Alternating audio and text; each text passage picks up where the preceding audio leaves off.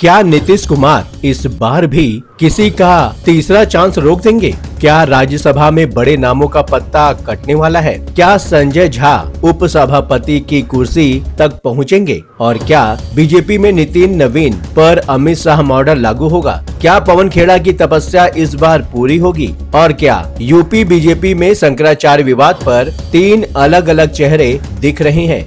नमस्कार, मैं हूं आपके साथ सुशील गिरीश और आप देख रहे हैं 7 टीवी भारत। आज की कहानी सिर्फ राज्यसभा की नहीं है, ये कहानी है सत्ता के गणित, चेहरे और छुपी रणनीति की। राजनीति में कुछ नियम लिखित होते हैं और कुछ अनकहे। नीतीश कुमार के बारे में कहा जाता है कि वे किसी को तीसरा चांस नहीं देते। अब देखिए परिस्थिति क्या है। नीतीश कुमार की पार्टी से रामनाथ ठाकुर और हरिवंश नारायण सिंह दोनों का कार्यकाल इस अप्रैल में खत्म हो रहा है। दोनों करीब 12 साल से राज्यसभा में जेडीयू का प्रतिनिधित्व कर रहे हैं। 18 फरवरी को चुनाव की घोषणा के बाद से अटकलें तेज हैं। क्या उन्हें तीसरा मौका मिलेगा या कोई नया चेहरा? रामनाथ ठाकुर बिहार के पूर्व मुख्यमंत्री कर्पूरी ठाकुर के बेटे हैं। उन्हें सम्मानजनक पद देना नीतीश की राजनीतिक मजबूरी भी मानी जा रही है। चर्चा ये भी है कि रामनाथ ठाकुर को संजय झा की जगह जेडीयू का कार्यकारी अध्यक्ष बनाया जा सकता है और दूसरी तरफ हवा ये है कि संजय झा को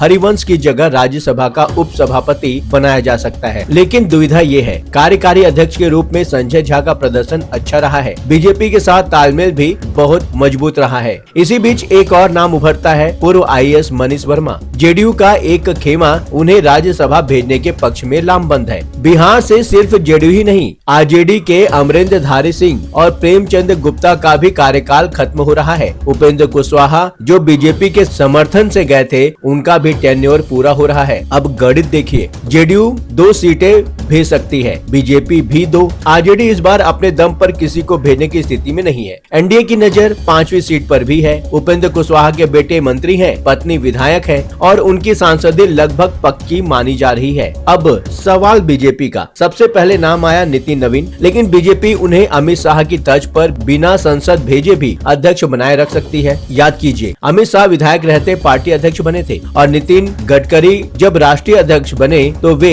एमएलसी थे। क्या नितिन नवीन पर वही मॉडल लागू होगा? दूसरा बड़ा नाम पवन सिंह का। बिहार में प्रचार किया, फिल्मी दुनिया में पहचान है, लोकसभा में पहले से मौजूद है। क्या बीजेपी उन्हें राज्यसभा भेजेगी? सिर्फ बिहार नहीं, 10 राज्यों की 37 सीटों पर चुनाव का नोटिफिकेशन जारी हो चुका है। 5 मार्च नामांकन की आखिरी तारीख, 16 मार्च जरूरत पड़ी तो मतदान। अब आते हैं कांग्रेस पर। अभिषेक मनु सिंघवी का रिपीट लगभग तय माना जा रहा है। वे सुप्रीम कोर्ट में कांग्रेस और गांधी नेहरू परिवार से जुड़े मामलों के प्रमुख वकील हैं। राजस्थान से कांग्रेस एक नेता भेज सकती है, पवन खेड़ा, मीडिया और पब्लिसिटी विभाग के चेयरमैन। पिछली बार तपस्या अधूरी रह गई थी। इस बार राहुल गांधी की बैठक में उनकी मौजूदगी ने अटकलें तेज कर दी है। लेकिन अशोक गहलोत की पसंद नीरज डांगी भी रेस में है। वे दलित समुदाय से आते हैं। हरियाणा कांग्रेस का मामला और ज्यादा पेचीदा है। पिछली 2 बार टिकट पाने वाला उम्मीदवार हार गया। नंबर 2 होने के बावजूद विधायकों ने आखिरी वक्त पर पाला बदला। सुप्रीम कोर्ट के वकील आर.के. आनंद हारे,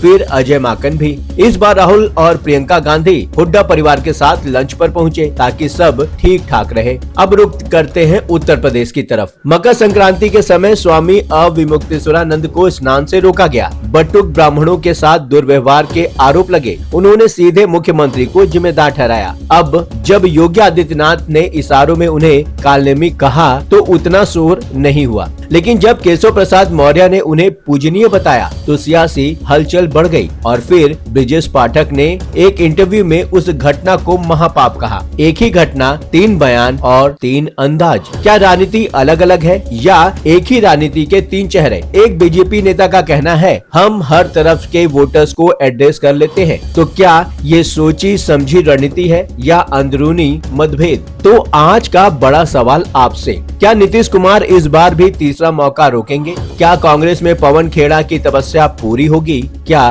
बीजेपी का अमित शाह वाला फॉर्मूला दोहराया जाएगा? और यूपी में क्या ये अलग अलग राजनीति है या एक ही खेल के अलग अलग चेहरे? अपनी राय कमेंट में जरूर रखिए। मैं हूं सुशील गिरीश, आप देख रहे हैं 7 टीवी भारत। ऐसे ही गहराई वाली राजनीतिक पड़ताल के लिए चैनल को सब्सक्राइब कीजिए, वीडियो को शेयर कीजिए और जुड़े रहिए हमारे साथ, क्योंकि यहाँ खबर सिर्फ बताई नहीं जाती, समझाई भी जाती है।